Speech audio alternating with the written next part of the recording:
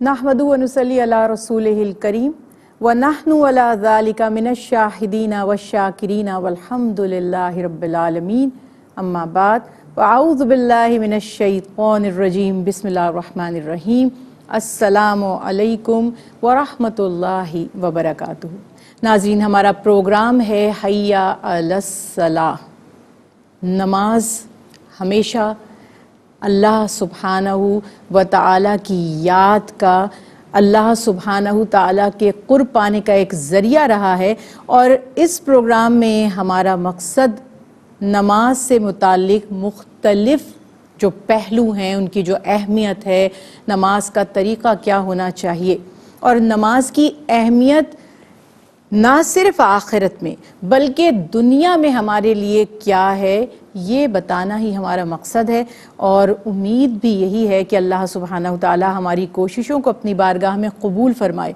एक बात हमेशा याद रखिए कि जब हम अल्लाह सुब्हानहू व तआला से गुफ्तगू करना चाहें, जब हम अपने रब से ख़िताब करना चाहें, जब हम अपने रब से कलाम करना चाहें, मुखातब होना चाहें, तो अल्लाह सुब्हानहू तआला ने हमें ये एज़ाज़ अता फरमा दिया कि बावुज़ू होकर बारगाहे इलाही में मौजूद हो जाएं, खड़े हो जाएं, कायम हो जाएं। मौला अली करमल्लाहु वजहू का कौल है, फरमाते हैं कि जब मैं अल्लाह सुब्हानहू व तआला से कलाम करना चाहता हूँ, यानी जब मैं अल्लाह से बात करना चाहता हूँ तो नमाज अदा करता हूँ, और जब मैं ये चाहता हूँ कि मेरा रब मुझसे कलाम फरमाए यानी बात करे, तो मैं तिलावत कुरान पाक करता हूँ। तो गोया तिलावत कुरान पाक कर रहे हैं तो अल्लाह सुब्हानहू तआला के अहकामात को, उसके ख़िताब को सुन रहे हैं। और जब हम नमाज में हैं तो हम अपने रब से मुखातिब हो रहे हैं। इसीलिए प्यारे हबीब हज़रत मोहम्मद मुस्तफ़ा सल्लल्लाहु अलैहि वसल्लम ने फरमाया, जब तुम में से कोई नमाज के लिए खड़ा होता है तो गोया वो चुपके चुपके अपने रब से बात कर रहा होता है। हमें इस कैफियत को समझना होगा, हमें इसकी अहमियत को समझना होगा। यानी बस एज ए रिचुअल पता है नमाज फ़र्ज़ है, एक मखसूस तरीका है उसके अदा करने का, वज़ू किया, जाए नमाज पर खड़े हो गए, जैसे तैसे नमाज अदा की, सलाम फेरा, नमाज से निकल गए और फिर अपने कामों में लग गए। अल्लाह सुब्हानहू तआला के यहाँ कौन सी नमाज मकबूल है, वो कौन सी नमाज है जिससे हमारी दुनिया और आखिरत संवर जाएगी, वो कौन सी नमाज है जो दुनिया और आखिरत में हमारी कामयाबी की ज़ामिन बन जाएगी। क्या कोई ऐसा मामला है, क्या कोई ऐसा मसला है जिसका तज़किरा, जिस मसले का हल, जिस अमल का तरीका कुरान पाक में बताया ना गया हो? यकीनन नहीं। कुरान पाक में हर अमल का तरीका, अपने रब को राज़ी करने वाले आमाल, उसकी अदायगी का अंदाज़, हर बात खोल खोल कर बयान कर दी गई। और मज़ीद वजाहत मेरे नबी हज़रत मोहम्मद मुस्तफ़ा सल्लल्लाहु अलैहि वसल्लम की तालीमात ने कर दी। तो गोया हमें एक तरह से अव्वल ता आखिर हर अमल का तरीका और उसको पुरअसर बनाने का जो तरीका है वो भी बता दिया गया। नमाजी तो बहुत से हैं, नमाजें पढ़ते भी हैं, लेकिन क्या सबकी नमाजें उन्हें अल्लाह से करीब करती हैं? क्या सबकी नमाजें उन्हें गुनाहों से दूर करती हैं? क्या सबकी नमाजें बारगाह इलाही में कबूल होती हैं? ये हम में से कोई नहीं जानता। हाँ, इतना ज़रूर जानते हैं कि आखिर हम कौन से अफ़आल, आमाल और अंदाज अपनाएं, हम क्या तरीका इख्तियार करें जिससे हमारा अमल जो हम रज़ाए इलाही के लिए करते हैं वो अल्लाह की रज़ा, खुशनुदी हासिल करने का सबब भी बन जाए। कुरान पाक में अल्लाह सुब्हानहू तआला ने अपने बंदों की तारीफ भी फरमाई। और जैसा कि हम कहते हैं ना, हय्या अलस सलाह, या हम कहते हैं हय्या अलल फलाह, कि नमाज की तरफ आओ, नमाज कायम करो, कामयाबी की तरफ आओ। तो नमाज और कामयाबी एक दूसरे से जुड़ी हुई हैं। जो नमाज का पाबंद नहीं है بظاہر تھوڑی دیر کے لیے اگر آپ کو کامیاب نظر بھی آ جائے دنیاوی معاملات میں، اول تو دنیا میں بھی ناکام اور خسارے میں ہی رہے گا، اور آخرت میں تو سراسر خسارہ ہی ہوگا۔ اسی لیے اللہ سبحانہ وتعالی نے اپنے مومن بندوں کی تعریف فرمائی، قد افلح المؤمنون الذین هم فی صلاتهم خاشعون۔ قد افلح، تحقیق کامیاب ہو گئے مومن،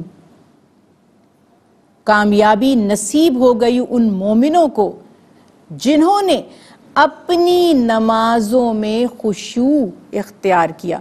اگر کسی کے لیے خشوع کا لفظ تھوڑا مشکل ہے تو میں اسے آسان کر دیتی ہوں۔ خشوع دراصل آسان لفظوں میں بہت ہی زیادہ عاجزی، انکساری اور اللہ سبحانہ و تعالی کے مقام اور مرتبے کا احساس رکھتے ہوئے اس کی ناراضگی سے ڈرتے ہوئے عمل کرنے کا نام ہے۔ ہمبل ہونا، ڈاؤن ٹو ارتھ ہونا، یہ خشوع ہے۔ خشوع یہ ہے کہ انسان کی پوری توجہ نماز کے وقت اپنے رب کی طرف مرکوز ہو۔ ہم نماز پڑھ رہے ہیں، اگر ہم کوئی عمل کسی کے سامنے بھی کرتے ہیں تو تنہائی میں وہ عمل کسی اور انداز سے کیا جاتا ہے اور لوگوں کے سامنے کچھ اور انداز ہو جاتا ہے، پرتکلف انداز ہو جاتا ہے ہمارا۔ کوئی بڑا ہمیں دیکھ رہا ہے، ہم کلاس روم میں ہیں، بے فکر ہو کر کیجول سٹائل میں ہم بیٹھے ہوئے ہیں، بات چیت کر رہے ہیں، اور اچانک سے ہمارے استاد کلاس روم میں انٹر ہو جاتے ہیں۔ ہم بالکل تہذیب سے سنبھل کر پراپر اٹینشن ہو کر بیٹھ جاتے ہیں۔ رول یہی ہے، بہرحال اب آج کیا ہو رہا ہے، کہاں یہ چیزیں فالو کی جا رہی ہیں، کہاں نہیں کی جا رہی، یہ قطع نظر اس کے ہوتا کیا ہے کہ جب کوئی ہستی جس سے آپ انسپائرڈ ہیں، جس سے آپ مرعوب ہیں، جس کا آپ ادب کرتے ہیں، جو با اختیار ہے یا جس سے آپ ڈرتے ہیں، اس کے سامنے جب آپ جاتے ہیں تو آپ کی جو باڈی لینگویج ہے وہ بالکل مختلف ہوتی ہے۔ جن کو ہم ڈومینیٹ کر رہے ہوتے ہیں تو ہمارا ان سے انداز الگ ہوتا ہے۔ جب ہم اپنے ماتحت لوگوں سے بات کرتے ہیں تو ہماری باڈی لینگویج ڈیفرنٹ ہے، جب ہم اپنے باس یا اپنے آفیسر سے بات کرتے ہیں تو وہاں ڈیفرنٹ ہے۔ ہوتا ہے ایسا کہ نہیں؟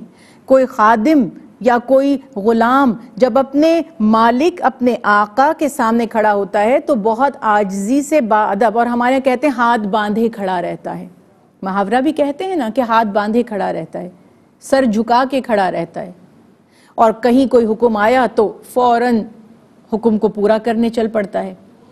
اور اگر وہ مالک ہے تو وہ اپنے خادموں کے آگے ہاتھ باندھ کر کھڑا نہیں ہوتا، کیونکہ وہ اس وقت انہیں اپنے سے کم حیثیت میں محسوس کرتا ہے۔ اب یاد رکھیے کہ ایک چیز ہے انسان کے اندر اور وہ ہے تکبر۔ اگر میں کہوں کہ سب سے پہلا گناہ ہی تکبر ہے تو غلط نہیں ہوگا۔ تکبر یہ ہے کہ انسان خود کو بڑا سمجھے اور دوسرے کو کمتر، اور یہ تکبر ہی تھا جس کی وجہ سے ابلیس ملعون نے حضرت آدم علیہ السلام کو سجدہ کرنے سے انکار کیا اور کہا کہ میں افضل ہوں اور یہ انسان کمتر ہے، میں آگ سے پیدا کیا گیا ہوں اور یہ انسان مٹی سے بنایا گیا ہے۔ اللہ سبحانہ و تعالیٰ کو یہ تکبر اتنا ناپسند ہوا کہ شیطان کو ہمیشہ کے لیے اللہ کی رحمت سے دور کر دیا گیا، اس کو شیطان رجیم کہہ دیا گیا، دھتکارا ہوا، ملعون، اللہ کی رحمت سے ہمیشہ کے لیے دور کر دیا گیا۔ جو اللہ کی رحمت سے ہمیشہ کے لیے دور کر دیا جائے، کیا آپ سمجھتے ہیں کہ اس کے لیے کوئی خیر باقی رہ جاتی ہے؟ ہم سب اللہ کی رحمت کے محتاج ہیں۔ تو جب ہم نماز میں کھڑے ہوں، ہمیں اپنے اندر یہ کیفیت پیدا کرنی پڑے گی۔ یہ کیا سسٹم ہے؟ اذان سنی، کچھ لوگوں کو تو توفیق ہی نہیں ہوتی نماز کی، وہ اس رب کا دیا ہوا تو کھا رہے ہیں مگر اس کا شکر بجا نہیں لا رہے، اس رب کی عطا کی ہوئی نعمتوں سے تو فیض یاب ہو رہے ہیں لیکن اس کے آگے سر نہیں جھکا رہے۔ تو بات یہ ہے کہ جب ہم سجدہ ریز ہوں اللہ کی بارگاہ میں، جب ہم رکوع میں جائیں تو ہمیں اپنی عاجزی کا اظہار کرنا ہے، حضرت عائشہ صدیقہ رضی اللہ تعالی عنہا روایت فرماتی ہیں کہ ان کا ایک غلام ایک دفعہ نماز ادا کر رہا تھا، اس کا نام افلاح تھا۔ افلاح جب سجدے میں گیا تو اس کی پیشانی پر، چہرے پر کچھ مٹی لگ گئی، تو اس نے نماز میں ہی اپنے چہرے سے اس مٹی کو ہٹایا۔ آپ صلی اللہ علیہ وسلم نے اس کو دیکھا اور فرمایا کہ اے افلاح، اپنے چہرے کو مٹی میں ملاؤ، یعنی مٹی کو اپنے چہرے سے دور نہ کرو، یہ عاجزی کی علامت ہے۔ دیکھیے، پہلے بھی ہم اس پر ہمیشہ بات کرتے آئے، ہمارے پورے جسم میں جو سب سے اشرف مقام ہے نا، یہ ہماری پیشانی ہے اور یہ ہمارا سر ہے۔ اور آپ نے یہ کبھی محاورہ سنا ہوگا، میں نے تو خیر ایسی بہت سی سچویشنز دیکھی بھی ہیں کہ کئی دفعہ لوگ اپنے آپ کو جب حقیر ثابت کرنا چاہتے ہیں، کمتر ثابت کرنا چاہتے ہیں، تو وہ اپنی پیشانی دوسرے کے قدموں میں رکھ دیتے ہیں کہ میں کچھ نہیں ہوں۔ ایک محاورہ کہتے ہیں نا، ناک رگڑ دیتے ہیں۔ آپ نے سنا، اس نے تو اس کو ناک رگڑوا دی، یعنی اتنا لیٹ ڈاؤن کیا اسے، اتنا نیچا کیا اسے، اتنا بے بس کر دیا، اتنا مجبور کر دیا۔ تو اگر یہ ناک کسی اور کے سامنے ہم رگڑ دیتے ہیں زمین پر، اگر یہ پیشانی ہم کسی اور کے لیے رکھ دیتے ہیں تو ہماری ذلت ہے، ہماری رسوائی ہے۔ لیکن اگر یہ پیشانی ہم بارگاہ الہی میں جھکا دیتے ہیں تو ہمارے لیے عظمت، عزت اور فلاح کی ضامن ہے۔ اسی لیے آپ صلی اللہ علیہ وسلم نے افلاح غلام جو تھا اس سے فرمایا کہ تم مٹی میں اپنے آپ کو شامل کر دو، یعنی ہم عاجز ہو جائیں مٹی کی طرح۔ ہم مٹی ہی ہیں، ہماری بنیاد، ہماری ابتدا مٹی ہے، اور ہم مر کر بھی مٹی میں ہی مل جائیں گے۔ ابتدا بھی مٹی ہے، انتہا بھی مٹی ہے، تو بیچ میں اگر سر جھکانا ہے اور عاجزی دکھانی ہے تو اللہ کے لیے۔ سب سے بڑی بات یہی ہے نا کہ ہم نے یہ اظہار کیا، یا اللہ میں بے بس ہوں، میں کچھ نہیں سمجھتا اپنے آپ کو، میری کوئی ذات نہیں ہے، میری کوئی حیثیت نہیں ہے، میری کوئی اوقات نہیں ہے، اللہ کے آگے میں بے بس، لاچار، ادنا حقیر، ریت کے ذروں سے بھی زیادہ حقیر ہوں۔ یہ ہمیں اپنے عمل سے بتانا ہے۔ جب ہم یہ بات کہہ رہے ہیں، جب ہم اپنی زبان سے اپنی بے بسی کا اعتراف کر رہے ہیں، تو ہمارے عمل کو بھی تو گواہ ہونا چاہیے۔ تو پوری کی پوری ہماری ذات نماز میں اس طرح سے انوالو ہو جائے۔ اور یہی فرق ہے مومن کی اور منافق کی نماز کا۔ اللہ سبحانہ و تعالی نے قرآن پاک میں منافقوں کی نماز کا بھی تذکرہ کیا ہے۔ بظاہر تو کلمہ گو تھے نا، کہتے تو تھے کہ ہم مسلمان ہیں، لیکن دل میں ایمان نہیں اترا تھا۔ تو اللہ سبحانہ و تعالی فرماتے ہیں وَإِذَا قَامُوا إِلَى الصَّلَاةِ قَامُوا كُسَالَى۔ منافقوں کو اب ظاہر ہے جب اپنے آپ کو مسلمان کہہ رہے ہیں تو مسلمانوں والے کام بھی کرنے پڑتے تھے، یہ ثابت کرنے کے لیے کہ ہم بھی مسلمان ہیں۔ تو جب وہ نماز کی طرف آتے تھے تو سستی اور کاہلی سے، بوجھل دل سے۔ یہ انسان کب کرتا ہے؟ دو ہمارے رد عمل ہوتے ہیں کسی کام کو کرنے سے پہلے۔ کچھ کام ایسے ہوتے ہیں ہم بڑے ایکسائٹڈ ہو کر، بڑے توجہ کے ساتھ، انوالومنٹ کے ساتھ وہ کام کرتے ہیں، کچھ کام مجبوراً کرتے ہیں۔ تو جب ہم کوئی کام مجبوراً کر رہے ہوتے ہیں تو ہمارا چونکہ دل اور دماغ اس پر راضی نہیں ہوتا، تو ہمارے جسم کو بھی یہی میسج جاتا ہے کہ گویا جیسے یہ کام تو بس مجبوری ہے، بوجھ ہے جس کو ہم نے اتار کر پھینکنا ہے۔ منافقوں کا یہ طریقہ تھا۔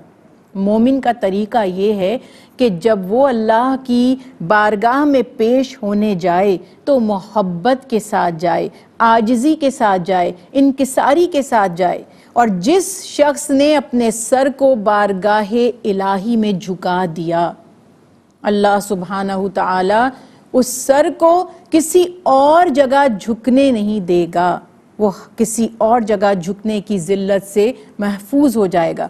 تو جتنا خشوع، جتنی عاجزی، جتنا ہمبل ہو کر ہم بارگاہ الہی میں حاضر ہوں گے، ہمیں اپنے اوپر اس کیفیت کو طاری کرنا پڑے گا۔ ہمیں سوچنا پڑے گا کہ اللہ سبحانہ تعالی ہمیں دیکھ رہے ہیں، ہم اپنے رب کو دیکھ رہے ہیں۔ تو اپنے انداز کو، اپنے قلب کو، اپنے دماغ کو مکمل طور پر عاجز کر دیجئے۔ جب ہم اپنی عاجزی ظاہر کریں گے تبھی ہمیں عظمت نصیب ہوگی۔ اور اللہ سبحانہ تعالی جب کسی بندے سے ناراض ہوتے ہیں، اللہ سبحانہ تعالی جب کسی بندے پر غضبناک ہوتے ہیں تو اس کی روزی روٹی بند نہیں کرتے، بلکہ اس کی نمازوں میں سے خشوع نکل جاتا ہے، خضوع نکل جاتا ہے، یا اسے سجدے کی توفیق ہی نہیں ہوتی۔ تو اللہ کا شکر کیجئے، اللہ سبحانہ تعالیٰ کا لاکھ لاکھ مرتبہ شکر کریں جو ہماری آنکھوں کو، کانوں کو صلاحیت عطا فرما رہے ہیں، ہم اس کی دی ہوئی نعمتوں کا فیض اٹھا رہے ہیں، ہم اس کا دیا ہوا رزق پا رہے ہیں، ہم اس کی بخشی ہوئی سانس لے رہے ہیں، ہمارے دل کی دھڑکن اللہ کے حکم کے تابع ہے۔ تو ہمیں چاہیے کہ شکر کرتے رہیں محبت سے، خوشی سے، اور جیسے دنیا میں کسی بڑی ہستی کے سامنے ایکسائٹڈ ہو کر جاتے نا، واہ کیا میرا مقام ہے، کیا میری خوش قسمتی ہے، اس نے مجھے انوائٹ کر لیا، اس نے مجھے بلا لیا۔ تو یاد رکھیے کہ یہ تو سب دنیا کی چیزیں دنیا میں ہی رہ جائیں گی، اللہ کی ذات ہی باقی رہنے والی ہے، باقی سب کچھ فانی ہے۔ اللہ کے آگے سجدہ ریز ہونے کی اللہ ہم سب کو توفیق عطا فرمائے، ہماری نمازوں میں خشوع و خضوع پیدا ہو، اور ہمیں بے روح بے اصل نمازوں سے اپنی پناہ میں اللہ سبحانہ وتعالی ہمیشہ رکھے۔ وما علینا الا البلاغ المبین۔